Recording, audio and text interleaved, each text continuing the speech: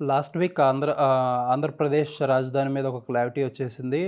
అమరావతికి సంబంధించిన బిల్ పార్లమెంట్‌లో లోక్‌సభలో, రాజ్యసభలో పాస్ అయినాయి. ఇక ప్రెసిడెంట్ ఆమోదం అనేది చాలా లాంఛనీయమే అనుకోవచ్చు.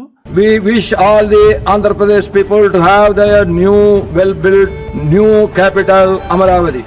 ఏంటంటే 12 సంవత్సరాలు అయ్యింది ఆంధ్ర, తెలంగాణ విడిపోయి. 12 సంవత్సరాల్లో కూడా ఇప్పటిదాకా క్యాపిటల్ ఏంటి అనే దాని మీదే తర్జన భర్జన పడడం అనేది చాలా అన్‌ఫార్చునేట్ అనే చెప్పుకోవాలి. మరీ ముఖ్యంగా 2019లో 2019 ముందు వరకు అమరావతి క్యాపిటల్ అని చెప్పి చంద్రబాబు నాయుడు గారు చెప్తూ వచ్చారు. అదే టైంలో జగన్మోహన్ రెడ్డి గారు కూడా ఎలక్షన్స్‌కి అమరావతే క్యాపిటల్ అని ఎళ్లారు. ఆయన జనాలు కొద్దిగా ఆ టైంలో కొద్దిగా డౌట్ చేస్తుంటే ఆయన అమరావతి ప్రాంతంలో పవన్ కళ్యాణ్ గారికి గానీ, లేపోతే చంద్రబాబు నాయుడుకి గానీ ఇల్లు లేదు. నా ఒక్కడికే సొంత ఇల్లు ఉంది అనే ప్లాంక్ మీద అక్కడ జనాల్ని, లేపోతే ఆంధ్రప్రదేశ్ జనాల్ని నమ్మించి ఎలక్షన్స్‌కెళ్లారు. సో, ఎలక్షన్స్‌కెళ్ళాక అమరావతి ప్రాంతంలో కూడా 2019లో వైఎస్ఆర్ కాంగ్రెస్ సిగ్నిఫికెంట్ విక్టరీస్ నమోదు చేసుకుంది ఆ కారణంగానే.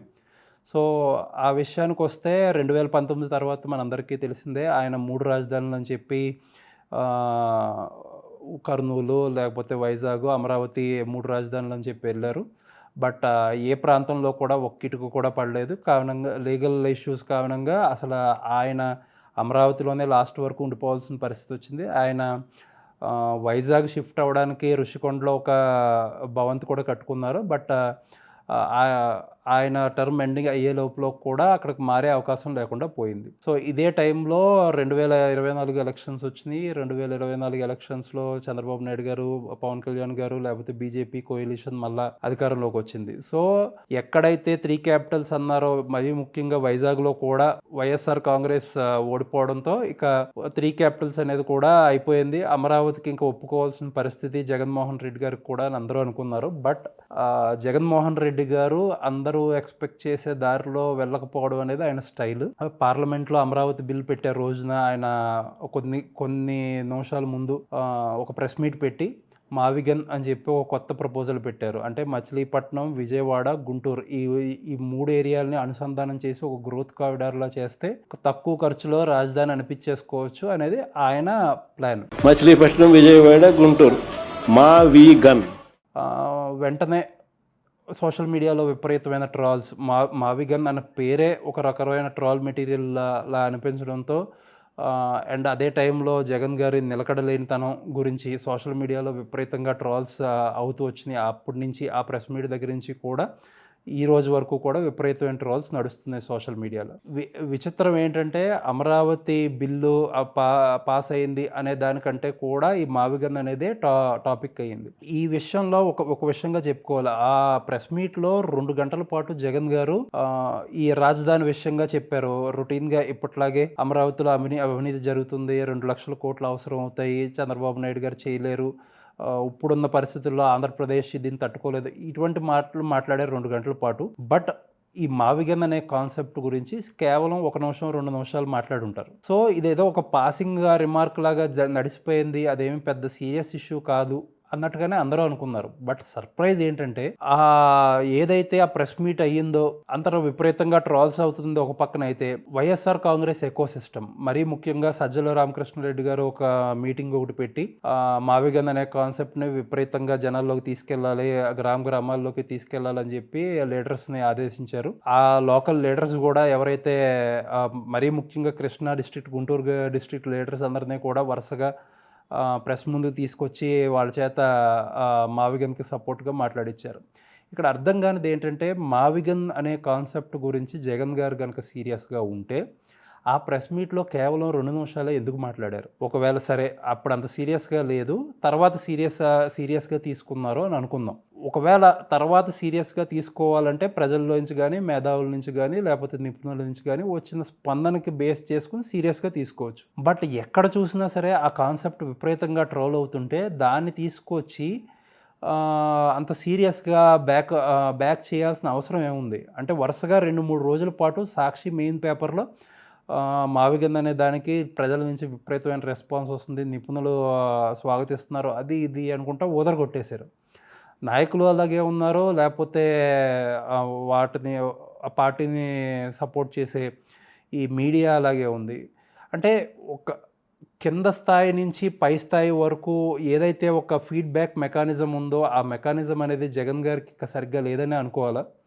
అసలు గ్రౌండ్ లెవెల్‌లో ఏం జరుగుతుంది? సోషల్ మీడియాలో ఏం జరుగుతుంది? వాట్సాప్ ఈ క్యాంపెయిన్స్‌లో ఏం జరుగుతున్నాయి?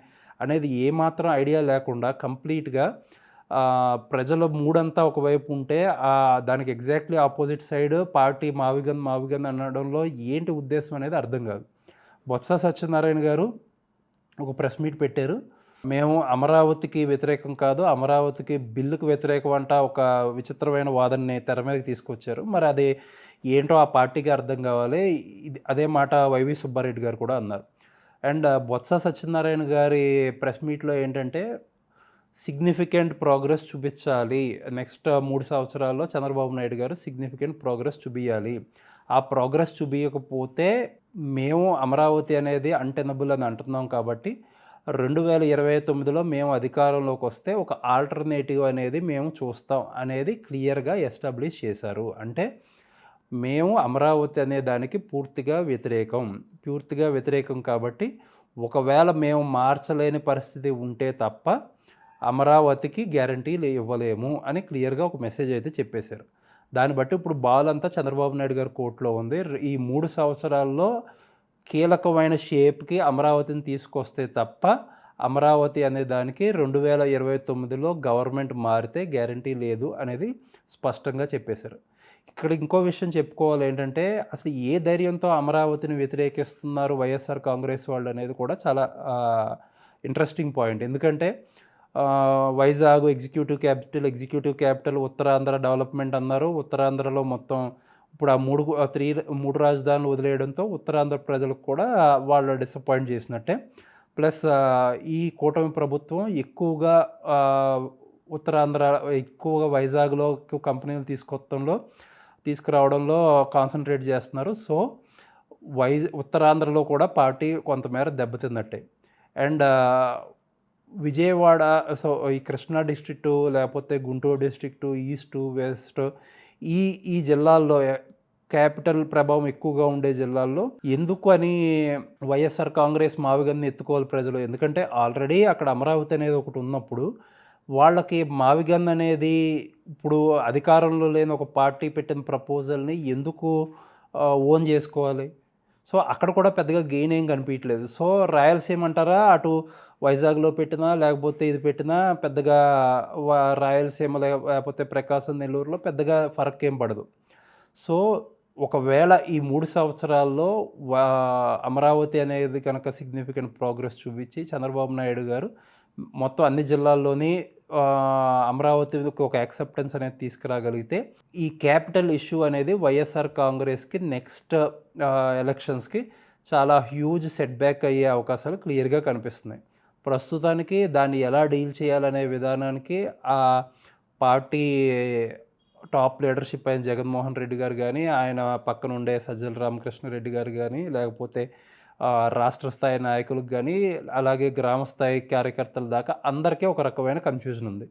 బట్ ఒక వర్గం ఏంటంటే ఓపెన్గా మాట్లాడుతున్నారు, ఇది ఫీజిబుల్ కాదు, మావుగా ఇలా ఇన్నిసార్లు స్టాండ్ మార్చుకోవడం అనేది కరెక్ట్ కాదు అని ఒక వర్గం ఓపెన్గా మాట్లాడుతుంటే, ఒక వర్గం లోపల డౌట్లు లేకపోతే బాధ అనగదొక్కుని బయటికి మాత్రం మావిగన్కి సపోర్ట్ చేస్తున్నారు. క్లియర్గా ఎవరి బాడీ లాంగ్వేజ్ చూస్తే మావిగన్ అనే కాన్సెప్ట్కి పార్టీలోనే జగన్ గారికి మద్దతు లేదు అనేది క్లియర్ అయిపోయింది.